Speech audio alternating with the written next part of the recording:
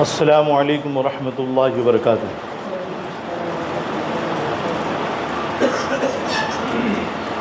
الحمد للہ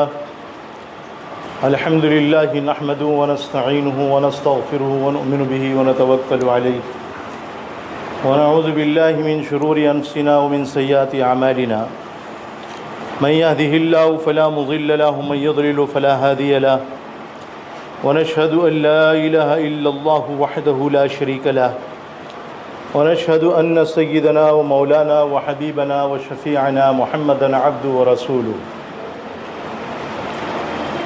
أما بعد فأعوذ بالله من الشيطان الرجيم بسم الله الرحمن الرحيم يا أيها الذين آمنوا اتقوا الله حق تقاته ولا تموتن إلا وأنتم مسلمون صدق اللہ مولانا العظیم وصدق رسولہ النبی الکریم ونحن على ذلك من الشاہدین والشاکرین والحمد للہ رب العالمین۔ وعن عبد اللہ بن عمرو رضی اللہ تعالی عنہ قال قال رسول اللہ صلی اللہ علیہ وسلم الدنیا كلها متاع وخیر متاع الدنیا المرأة الصالحہ رواہ مسلم۔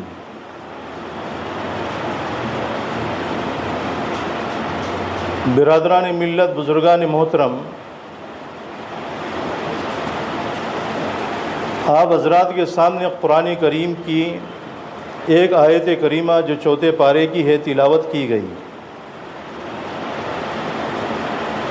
اور ایک حدیث پاک جس کو امام مسلم رحمۃ اللہ علیہ نے عبداللہ ابن عمرو رضی اللہ تعالی عنہ سے نقل فرمائی ہے، وہ بھی پیش کی گئی۔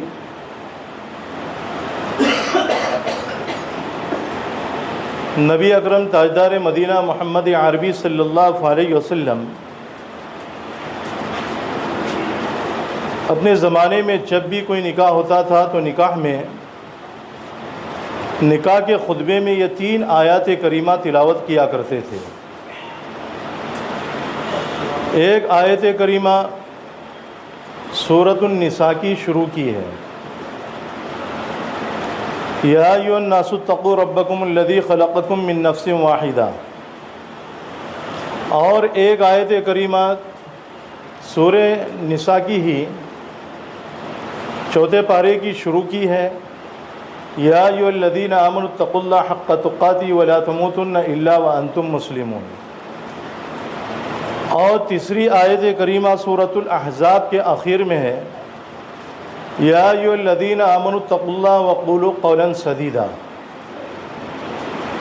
حالانکہ ان تینوں آیت کریمہ میں نکاح کا کوئی لفظ اللہ نے ذکر نہیں فرمایا۔ قرآن کریم میں اس کے علاوہ اور بھی آیات ہیں جن میں نکاح کا لفظ آیا ہے، لیکن ان آیات کو نبی کریم صلی اللہ علیہ وسلم نہیں پڑھتے تھے، بلکہ یہ 3 آیات کو پڑھا کرتے تھے۔ پہلے تو یہ سمجھ لے کہ نکاح کس چیز کا نام ہے۔ نکاح 2 افراد میں ایک معاہدے کا نام ہے، یعنی طرفین سے معاہدہ ہوتا ہے کہ بیوی کا وکیل بیوی کی طرف سے شوہر کے پاس میں جاتا ہے اور اس سے یہ کہتا ہے کہ 2 گواہوں کی موجودگی میں فلاں بنت فلاں کو تمہاری زوجیت میں دیا جاتا ہے، کیا تم نے قبول کیا؟ تو شوہر کہتا ہے کہ میں نے قبول کیا۔ تو دونوں میں تعلق پیدا ہو جاتا ہے، ایک معاہدہ ہو جاتا ہے، اور یہ سماجی معاہدہ ہوتا ہے۔ ظاہر میں تو 2 افراد کے درمیان میں معاہدہ ہے، لیکن یہ 2 خاندانوں کے درمیان میں معاہدہ ہوتا ہے، اور دونوں طرف سے ایجاب و قبول ہوتا ہے۔ جیسے کہ تجارت کے معاملے میں ایک آدمی کوئی چیز خریدنے کے لیے جاتا ہے، تاجر سے خریدتا ہے، تو دونوں طرف سے جو ہے نا ایجاب و قبول ہوتا ہے، لیکن وہاں پر جو ہے خطبہ نکاح کی ضرورت نہیں ہے۔ اور نکاح میں خطبہ نکاح مسنون ہے، اس لیے کہ نکاح خود ایک عبادت ہے، عبادت ہونے کی وجہ سے اس میں خطبہ نکاح سنت ہے۔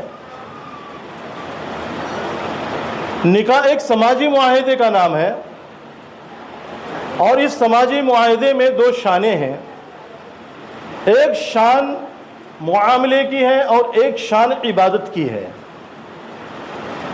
اسی وجہ سے امام ابو حنیفہ رحمۃ اللہ علیہ فرماتے ہیں کہ نکاح میں معاملے کی شان مغلوب ہے اور عبادت کی شان غالب ہے۔ اب عبادت کی شان غالب کیوں ہے، کیسے ہے، کس وجہ سے ہے؟ عبادت کی شان غالب ہونے کی وجہ یہ ہے کہ اس میں خطبہ نکاح سنت ہے، اور تجارت میں کوئی لین دین جو ہوتا ہے تجارت میں، اس میں کوئی خطبہ نہیں ہوتا، حالانکہ ایجاب و قبول ہوتا ہے، لیکن یہاں پر ایجاب و قبول ہوتا ہے اور ساتھ میں خطبہ نکاح بھی پڑھا جاتا ہے۔ نبی اکرم صلی اللہ علیہ وسلم نے جب بھی اپنے زمانے میں کسی کا نکاح پڑھایا ہے تو خطبہ نکاح میں یہ 3 آیتیں کریمات تلاوت کی ہے۔ اور نکاح میں چونکہ ولیمہ بھی کیا جاتا ہے، ولیمہ کرنا بھی ایک سنت ہے، تو اس سے جو یہ بات معلوم ہوتی ہے کہ نکاح میں عبادت کی شان غالب ہے۔ تو جو چیز عبادت والی ہو، سنت والی ہو، جس میں سنت ادا کی جاتی ہو، تو اس چیز کو سنت کے مطابق ہی کرنے میں فائدہ ہے۔ اگر اس چیز کو سنت کے مخالف کیا جائے گا تو نکاح میں برکت نہیں ہوگی۔ نکاح میں برکت کیسے ہوتی ہے؟ جبکہ نکاح سنت کے مطابق ہو، اور سنت کے مطابق نکاح کون کرے گا؟ سنت کے مطابق نکاح وہ لوگ کریں گے جن کے دل کے اندر نکاح سے پہلے بھی اللہ کا ڈر ہوتا ہے، نکاح کے وقت میں بھی اللہ کا ڈر ہوتا ہے، اور نکاح کے بعد میں بھی اللہ کا ڈر ہوتا ہے۔ یعنی زمانے ماضی میں بھی اللہ کا ڈر، زمانے حال میں بھی اللہ کا ڈر، اور زمانے مستقبل میں بھی اللہ کا ڈر ہوتا ہے۔ اور جن کے دلوں کے اندر اللہ کا ڈر نہیں ہوتا ہے، اللہ کا خوف نہیں ہوتا ہے، تقویٰ نہیں ہوتا ہے، ان کے نکاحوں میں آپ گئے ہوں گے، آپ نے دیکھا ہوگا، تجربہ بھی کیا ہوگا، مشاہدہ بھی کیا ہوگا کہ جو نکاح سنت کے مخالف ہوتا ہے اس میں گانے بجائے جاتے ہیں، بینڈ باجے بجائے جاتے ہیں، دولہے کو گھوڑے پر سوار کر کے لایا جاتا ہے، ہاتھ میں چھریاں دی جاتی ہے اور چھری پر نیمبو لگایا جاتا ہے، اور گھوڑے کے سامنے ناچا جاتا ہے، بینڈ باجے بجائے جاتے ہیں۔ یہ سنت کے مخالف نکاح ہوتا ہے، اس میں کوئی برکت نہیں ہوتی۔ نکاح ہو بھی جاتا ہے تو نکاح ہونے کے بعد میں نہ دلہے کی زندگی میں سکون ہوتا ہے، نہ دلہن کی زندگی میں سکون ہوتا ہے، نہ ان دونوں کے خاندان میں سکون ہوتا ہے، کیونکہ انہوں نے نبی کریم صلی اللہ علیہ وسلم کی سنت کی دھجیاں اڑائی ہے۔ اور جو نبی کریم صلی اللہ علیہ وسلم کی سنت کی دھجیاں اڑائے گا، اللہ اس کی دھجیاں اڑائے گا۔ اس بات کو جو ہے نا کان کھول کر کے سن لے۔ اسی لیے حدیث پاک میں ہے، اللہ کے رسول علیہ الصلوۃ والتسلیم نے بیان فرمایا کہ میں 2 چیزوں کو چھوڑ کر کے جا رہا ہوں، تم اگر اس کو مضبوطی سے پکڑے رہو گے، لن تضلوا ما تمسکتم بہما کتاب اللہ و سنتی، مضبوطی سے اس پر عمل کرو گے، جمے رہو گے، تو تم کبھی گمراہ نہیں ہو سکتے۔ ایک اللہ کی کتاب ہے اور دوسری میری سنت ہے۔ نکاح سے پہلے سنت کے خلاف عمل کیسے ہوتا ہے؟ نکاح سے پہلے سنت کے خلاف عمل اس طریقے سے ہوتا ہے، نوجوان لڑکا ہے، مسلم لڑکی سے اس کے تعلقات ہوتے ہیں، ناجائز تعلقات، غیر مسلم لڑکی سے تعلقات ہوتے ہیں، غیر مسلم لڑکی سے جو ہے نکاح کیا جاتا ہے، اور وہ اسلام میں داخل بھی نہیں ہوتی، اب اس کا سرے سے نکاح ہوتا ہی نہیں۔ تفسیر مظہری میں قاضی ثناء اللہ صاحب پانی پتی رحمۃ اللہ علیہ نے عبداللہ ابن عباس رضی اللہ تعالیٰ عنہ سے ایک روایت نقل فرمائی ہے، غور سے سننے کا مقام ہے۔ عبداللہ ابن عباس رضی اللہ تعالیٰ عنہ فرماتے ہیں کہ عبداللہ بن رواحہ رضی اللہ تعالیٰ عنہ کی ایک باندی تھی، باندیوں کا دور تھا، باندی تھی۔ عبداللہ بن رواحہ رضی اللہ تعالیٰ عنہ کسی بات کی وجہ سے اس باندی سے خفا ہو گئے، ناراض ہو گئے۔ اب ناراض ہونے کے بعد میں اس کو ایک تماچا مارا۔ صحابی رسول تھے، تماچا مارنے کے بعد میں گھبرا گئے، ڈر پیدا ہو گیا، خوف پیدا ہو گیا، میں نے تو اس کے اوپر زیادتی کر دی۔ دیکھو کیسا ڈر پیدا ہوا۔ اور آج ہم ہے کہ ہم کسی کو مار بھی دیتے ہیں، ایک تھپڑ مار دیا، 2 مار دیا، 10 مار دیا، 50 مار دیا، پھر بھی ہم گھبراتے نہیں ہیں، کیونکہ اللہ کا ڈر ہے نہیں۔ ان کے اندر اللہ کا ڈر موجود تھا۔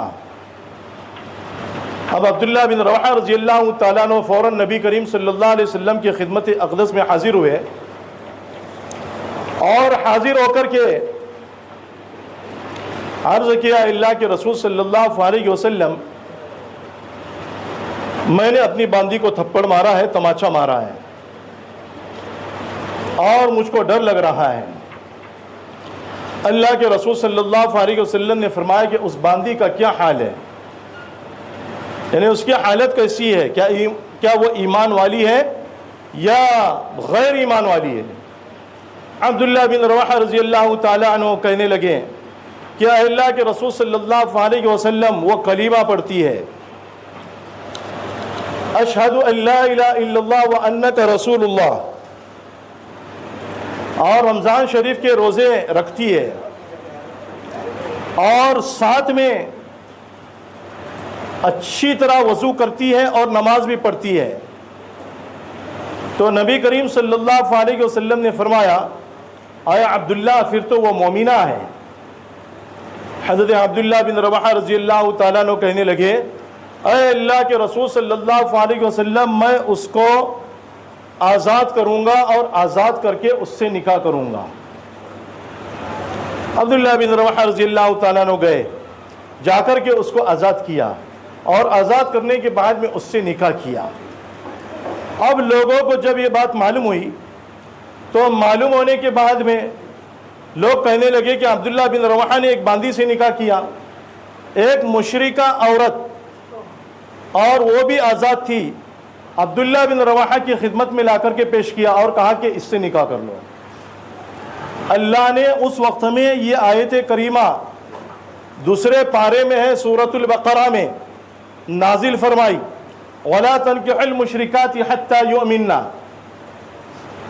کہ تم مشرکہ عورتوں سے نکاح نہ کرو جب تک کہ وہ ایمان قبول نہ کر لے۔ یہ آیت کریمہ نازل ہوئی اس واقعے کے وقت میں۔ تو اس آیت کریمہ سے یہ بات معلوم ہوتی ہے کہ مشرکہ عورت سے نکاح کرنا بالکل جائز نہیں ہے جب تک کہ وہ ایمان کو قبول نہ کر لے۔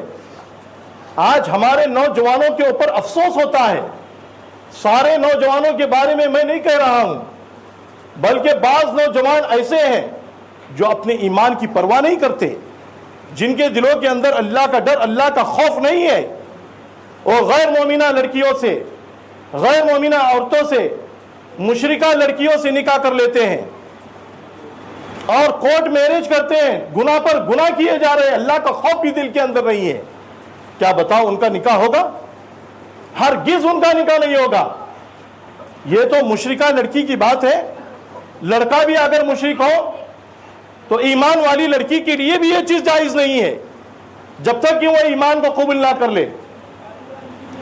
اسی وجہ سے مسلم شریف کی روایت ہے، عبداللہ ابن عمرو رضی اللہ تعالیٰ عنہ بیان فرماتے ہیں، الدنیا کل متاع وخیر متاع الدنیا المرأة الصالحہ، پوری کی پوری دنیا ایک متاع ہے۔ متاع کہتے ہیں اس چیز کو جس کے ذریعے سے تھوڑا فائدہ اٹھایا جائے، تھوڑا سا فائدہ، معمولی سا فائدہ اٹھایا جائے، اور اللہ کے رسول صلی اللہ علیہ وسلم نے فرمایا دنیا میں سب سے بہترین چیز فائدہ اٹھانے کی جو ہے وہ نیک بیوی ہے، کیونکہ نیک بیوی کے ذریعے سے آدمی کا گھر آباد ہوگا، اس کے بچے نیک صالح ہوں گے، متقی بنیں گے، پرہیزگار بنیں گے، اپنے بچوں کا خیال رکھے گی، اللہ والے بچے پیدا ہوں گے، اللہ والے بنیں گے، کوئی مجاہد بنے گا، کوئی دین کا داعی بنے گا، کوئی دین کا مبلغ بنے گا، کوئی دین کا کمانڈر بنے گا، کوئی دین کا سپہ سالار بنے گا، کوئی قطب بنے گا، کوئی ابدال بنے گا، کوئی غوث بنے گا، ایسے ایسے اللہ والے پیدا ہوں گے۔ اسی لیے اللہ کے رسول صلی اللہ علیہ وسلم نے فرمایا نکاح کرو تو نیک عورت سے نکاح کرو۔ یہ اللہ کے رسول صلی اللہ علیہ وسلم بیان فرما رہے ہیں، اور یہ چیز کرے گا کون؟ جس کے دل کے اندر اللہ کا خوف ہوگا، جس کے دل کے اندر اللہ کا ڈر ہوگا، جس کے اندر اللہ کا تقوی ہوگا، اللہ کا تقوی ہوگا، اللہ سے ڈرے گا۔ امام بخاری رحمۃ اللہ علیہ نے اور امام مسلم رحمۃ اللہ علیہ نے ایک روایت نقل فرمائی ہے، اور وہ بھی عبداللہ ابن مسعود رضی اللہ تعالیٰ عنہ سے۔ عبداللہ ابن مسعود رضی اللہ تعالیٰ عنہ بیان فرماتے ہیں اللہ کے رسول صلی اللہ علیہ وسلم نے بیان فرمایا یا معاشر الشباب من استطاع منکم الباءة فلیتزوج فإنه اغض للبصر واحسن للفرج ومن لم يستطع فعليه بالصوم فإنه له وجاء۔ اے نوجوانوں کی جماعت، تم میں سے جو کوئی نکاح کرنے کی طاقت رکھتا ہو، یعنی مجامعات کے لوازمات اس کے اندر موجود ہو، جنسی طاقت بھی اس کے اندر موجود ہو، مالی طاقت بھی اس کے اندر موجود ہو، بیوی کا مہر دینے کی نان و نفقہ ادا کرنے کی طاقت اس کے اندر موجود ہو، اور اس کو اس بات کا یقین ہو کہ میں نکاح کرنے کے بعد میں اپنی بیوی کے اوپر ظلم نہیں کروں گا، تو ایسے شخص کو چاہیے کہ وہ نکاح کر لے۔ اس صورت میں نکاح کرنا اس شخص کے اوپر فرض ہو جاتا ہے۔ اسی کو اللہ کے رسول صلی اللہ علیہ وسلم بیان فرما رہے ہیں یا معاشر الشباب من استطاع منکم الباءة فلیتزوج۔ اے نوجوانوں کی جماعت، تم میں سے جو کوئی نکاح کرنے کی طاقت رکھتا ہو تو اس کو چاہیے کہ نکاح کر لے۔ نکاح کرنے سے کیا ہوگا؟ فإنه اغض للبصر، نکاح کی وجہ سے آنکھوں کی حفاظت ہوگی، وحسن للفرج، اور شرمگاہ کی حفاظت ہوگی، ومن لم يستطع فعليه بالصوم، اور جو شخص طاقت نہ رکھتا ہو، جنسی طاقت تو موجود ہے، مردان کی اس کے اندر موجود ہے، لیکن مالی طاقت اس کے پاس میں نہیں ہے، بیوی کا مہر ادا نہ کر سکتا ہو، اور بچوں کا نان و نفقہ نہ دے سکتا ہو، تو اب اس شخص کو یہ چاہیے کہ وہ روزہ رکھے، اور کیسا روزہ رکھے؟ صوم داؤدی رکھے۔ اللہ کے رسول صلی اللہ علیہ وسلم بیان فرما رہے ہیں، اور ایک حدیث پاک میں اللہ کے رسول صلی اللہ علیہ وسلم نے بیان فرمایا تنکح المرأة لأربعین لحسبها ولجمالها ولدینها فاظفر بذات الدین تربت یداک۔ یہ روایت بھی جو ہے نا بخاری اور مسلم کی ہے، اور یہ روایت حضرت ابو ہریرہ رضی اللہ تعالیٰ عنہ سے نقل کی گئی ہے کہ 4 چیزوں کی وجہ سے عورت سے نکاح کیا جاتا ہے۔ ایک تو مال کی وجہ سے، بعض لوگ مال کو مد نظر رکھتے ہیں کہ مال ملے گا، جائیداد ملے گی، زمین ملے گی، جاگیر ملے گی، فلیٹ ملے گا، دکان ملے گا، دکان ملے گی، مال ملے گا، خزینہ ملے گا، سونا چاندی ملے گا۔ جیسا کہ بعض صوبوں میں ہم دیکھتے ہیں نا 40 تولہ سونا لیا جاتا ہے، 50 تولہ سونا لیا جاتا ہے، 100 تولہ سونا لیا جاتا ہے۔ تو اللہ کے رسول صلی اللہ علیہ وسلم نے اس وقت میں بیان فرمایا تقریباً 1450 سال پہلے کہ بعض لوگ مال کی وجہ سے نکاح کرتے ہیں، اور بعض لوگ حسب نسب کی وجہ سے نکاح کرتے ہیں، اور بعض لوگ خوبصورتی کو دیکھ کر کے نکاح کرتے ہیں، اور بعض لوگ دین کو دیکھ کر کے نکاح کرتے ہیں۔ ولی دینہا، پھر اللہ کے رسول صلی اللہ علیہ وسلم نے سمجھداری کے لیے لوگوں کو ایک بات بتائی، فاظفر بذات الدین، کہ تم دیندار عورت کو پسند کرو، منتخب کرو، ان سے نکاح کر کے کامیابی حاصل کرو، کیونکہ یہ معاملہ جو ہے نا وقتی معاملہ نہیں ہے، یہ پوری زندگی کا معاملہ ہے، یہ جو ہے صرف یعنی زمانے حال کا واقعہ نہیں ہے، بلکہ یہ ہمیشہ چلنے والا معاملہ ہے، کیونکہ یہ سلسلہ قیامت تک کے چلتا رہے گا، اللہ کی طرف سے جو یہ نسل چلتی رہے گی۔ جب نیک بیوی ہوگی تو بچے ہونے کے بعد میں وہ اپنے بچوں کی دین کی فکر کرے گی، نمازوں کی فکر کرے گی، روزوں کی فکر کرے گی، دین کی محنت کی فکر کرے گی اور دین کی تعلیم کی فکر کرے گی۔ یہ ہونا چاہیے آج کے زمانے میں۔ اللہ کے رسول صلی اللہ علیہ وسلم نے یہ ساری چیزیں ہمارے لیے جو ہے بیان فرمائی ہے، اور کیوں بیان فرمائی ہے؟ تاکہ ہم دونوں جہاں میں کامیاب ہو جائیں، اس لیے اللہ کے رسول صلی اللہ علیہ وسلم نے بیان فرمائی ہے۔ اور ایک حدیث پاک میں اللہ کے رسول صلی اللہ علیہ وسلم نے بیان فرمایا، اذا خطب الیکم من ترضون دینہ وخلقہ فزوجوہ الا تفعلوہ فتنۃ وفساد عریض۔ اگر لڑکی والے کے پاس میں کوئی نکاح کا پیغام دے، اور نکاح کا پیغام دینے والا کون ہو؟ وہ دیندار آدمی ہو، کہ جس کے دین سے جو ہے نا تم راضی ہو، مطمئن ہو، جس کے اخلاق سے تم راضی ہو اور مطمئن ہو، تو اس کے پیغام کو قبول کر کے اس سے نکاح کر دو۔ کون بیان فرما رہی ہے؟ اللہ کے رسول صلی اللہ علیہ وسلم۔ اگر اس کے پیغام کو قبول نہیں کیا اور تم نے نکاح نہیں کیا، تم کو معلوم ہے کہ یہ دیندار ہے، اللہ نے اس کو سب کچھ دیا ہے، اس کو اگر تم نے یعنی انکار کر دیا تو ایک فتنہ پیدا ہو جائے گا، ایک بڑا فساد زمین کے اندر پھیل جائے گا۔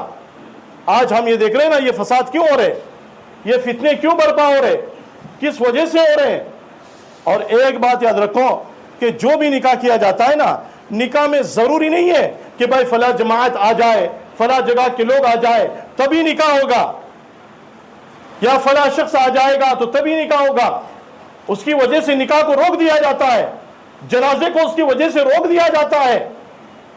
غلط کہہ رہا ہوں میں کہ بھائی فلاں آدمی جو ہے نا آنے والا ہے، اس کے آنے کے بعد میں نکاح ہوگا، فلاں شخص آنے والا ہے، اس کے آنے کے بعد میں جنازے کی نماز ہوگی، فلاں جماعت آنے والی ہے، اس کے آنے کے بعد میں جو ہے نا نکاح ہوگا، فلاں خاندان آنے والے ہیں، ان کے آنے کے بعد میں جو ہے نا نکاح ہوگا۔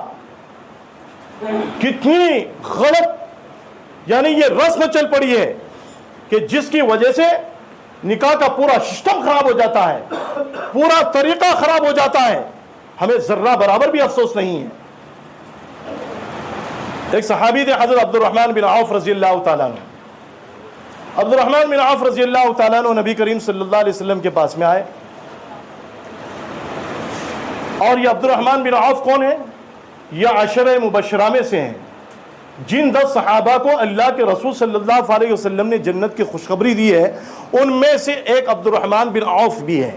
ویسے تو سارے صحابہ جنتی ہیں، مگر ان کو خصوصی طور پر جنت کی بشارت دی گئی۔ عبد الرحمن بن عوف آئے تو ان کے کپڑے پر جو ہے نا زرد رنگ لگا ہوا تھا، پیلا رنگ لگا ہوا تھا۔ اللہ کے رسول صلی اللہ علیہ وسلم نے پوچھا کہ عبد الرحمن، یہ پیلا رنگ تمہارے قمیص پر کیسا لگا ہوا ہے؟